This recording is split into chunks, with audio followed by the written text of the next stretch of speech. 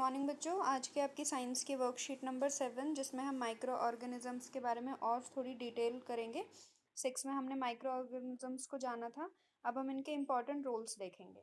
Micro organisms play an important role in our life. Some of these are useful micro organisms while some are harmful. Means कि ये जो micro organisms होते हैं हमारी life में बहुत इंपॉर्टेंट रोल प्ले करते हैं। इसमें से कुछ ऑर्गेनिजम्स ऐसे हैं जो हमारे लिए यूजफुल होते हैं और जबकि कुछ कैसे होते हैं, हार्मफुल होते हैं। ठीक है, अब क्या है आगे कि useful micro organisms provide us various products which we can eat like curd, bread and cake.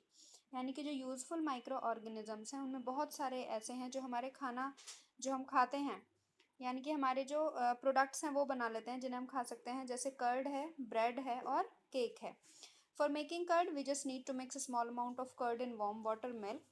The lactobacillus bacteria in curd multiply and convert milk into curd. Means आपको इस बैक्टीरिया का नाम याद रखना है, लैक्टोबैसिलस बैक्टीरिया।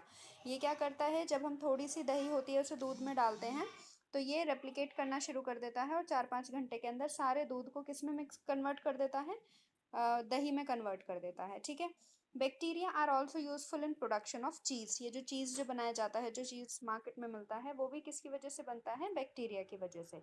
एक और ख़ास जो इनकी क्वालिटी है वो है फर्मेंटेशन की। फर्मेंटेशन का काम भी हम किसकी हेल्प से करते हैं, बैक्टीरिया की हेल्प से कर लेते हैं। Fermentation is a process during which sugar in the food is converted into alcohol by yeast. इसका बैक्टीरिया का नाम भी आपको याद रखना है। ठीक है, यीस्ट है। इसमें क्या होगा, जो आपको है फर्मेंटेशन जो आपको होता है, जैसे होता है ना कि भटूरे जैसे बनाना है सपोज, तो हमने क्या करा, आटे में ईस्ट मिला देते हैं, वो कैसा हो जाता है, बहुत स्पंजी हो जाता है, जिसकी वजह से वो सॉफ्ट बनते हैं।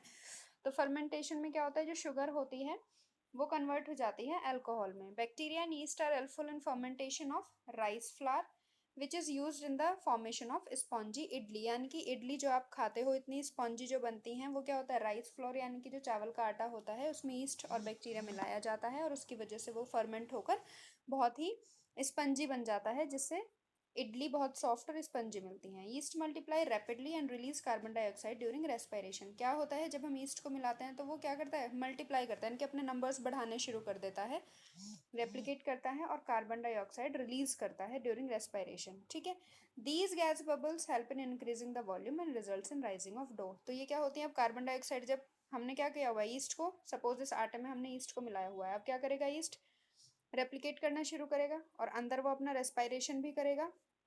तो रेस्पिरेशन थ्रू जैसे हम कार्बन डाइऑक्साइड निकालते हैं तो ये भी कार्बन डाइऑक्साइड निकालेगा, और कार्बन डाइऑक्साइड निकालने की वजह से अब आटे से बाहर निकल नहीं पा रही है कार्बन डाइऑक्साइड, तो आटे के अंदर ही उसको फुलाना शुरू कर देगी। तो इस तरह से जो आटे का वॉल्यूम है वो बढ़ जाएगा।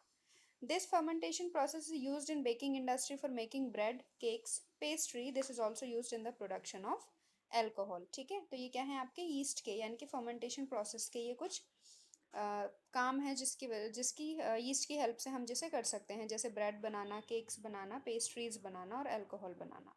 तो ये देखो, ये सब क्या है, फर्मेंटेशन से होते हैं। और किसने फर्मेंटेशन को डिस्कवर किया था, उन साइंटिस्ट का नाम था लुइस पेस्चर।